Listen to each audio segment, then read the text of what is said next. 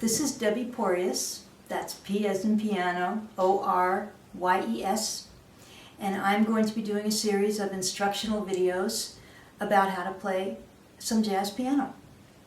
Today we're going to, I'm going to play you a walking bass line, which is really fun to do on the piano.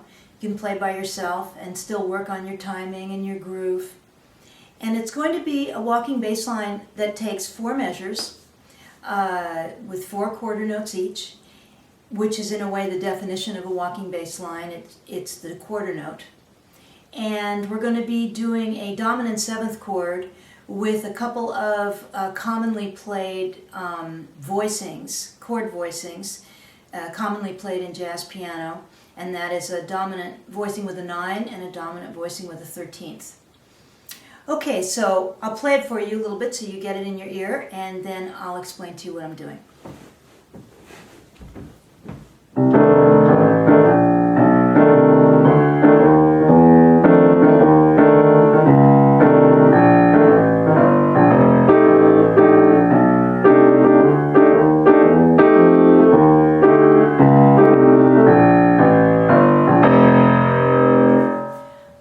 So first I'll tell you the notes that I played in the left hand.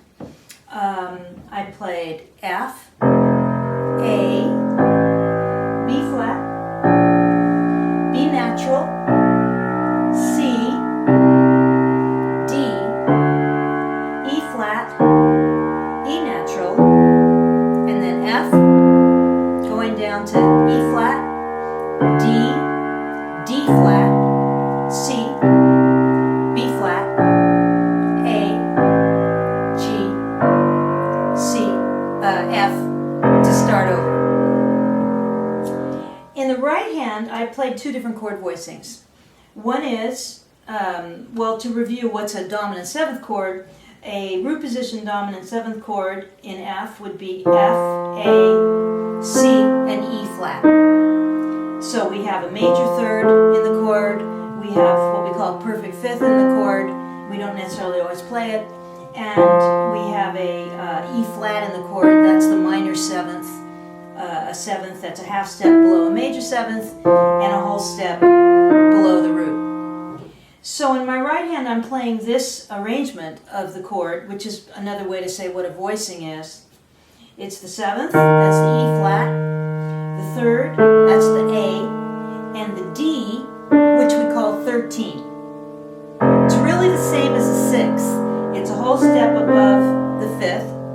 And there's a lot of reasons people give why we call it a 13th.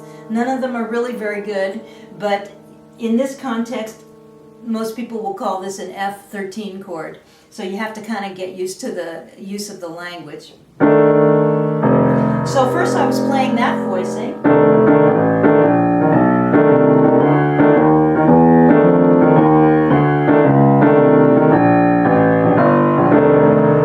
Some little rhythms with it.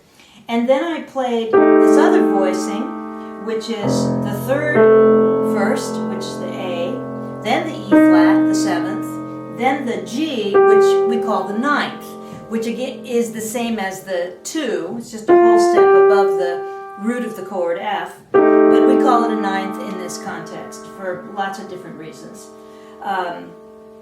But you can find it very easily by just thinking 2 in your mind.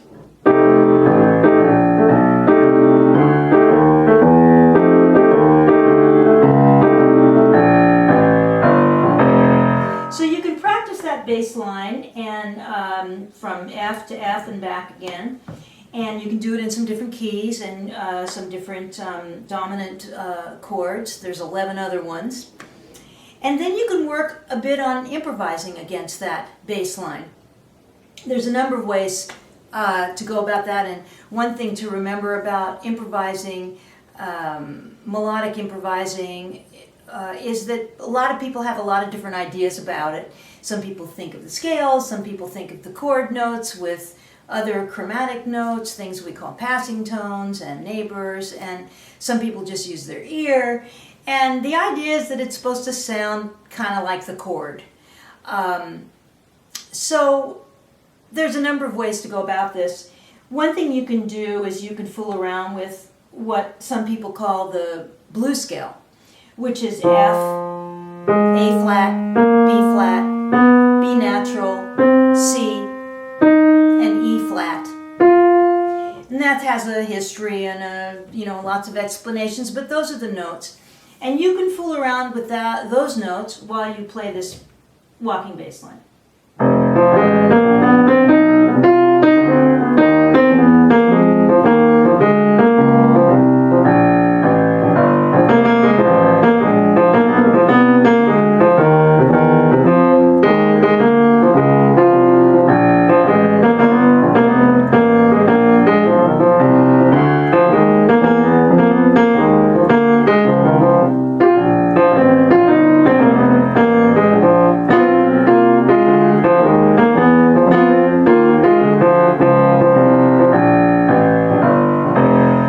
That's pretty fun.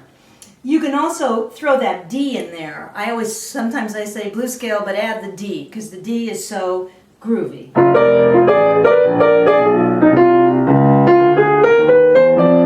So you see how I played a different note on the way up? It actually sounded pretty good.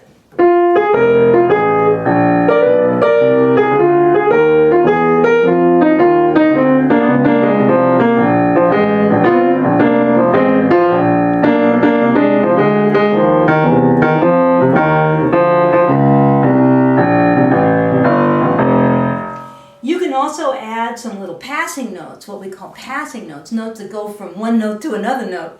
And there's a really cool one between D and C. Oh,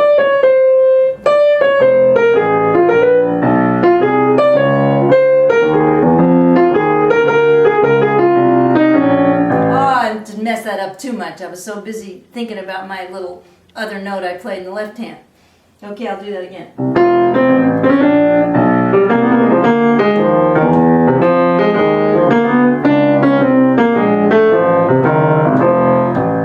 Astute listeners will notice sometimes I play a little different note down there. There's other possibilities. And also I use this little A. And that's another way to think about improvising on a dominant chord, on any chord. Just think about the notes in the chord.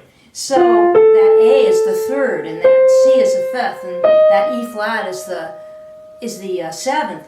And I can use those notes to improvise with, and I can make a passing note. The G passes between A and C, between the F and A, and the B flat passes between A and C. In fact, the B flat and the B pass between the A and the C. The D passes between the C and the E flat. So you can find some little chromatic things in there and passing notes that still sound like F7. You can start just with those four notes and see what you come up with.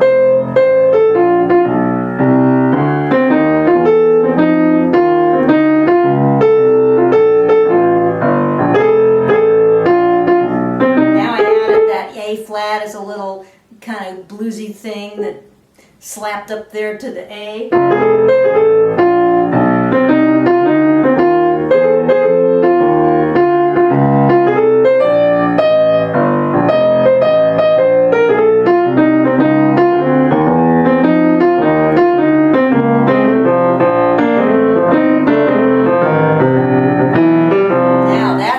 We call the neighbor.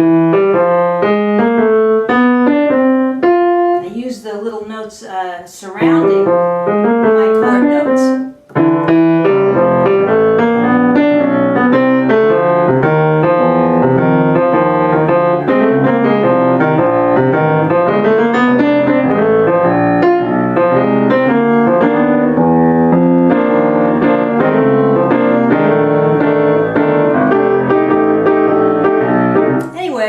I'll stop for there because there's so much you could say. But fool around with some of that and see if you can have yourself a good time improvising with a walking bass line. And I'll be back with some more of these little videos for your fun and enjoyment and development on the piano. This is Debbie Poryes, P as in piano, O-R-Y-E-S.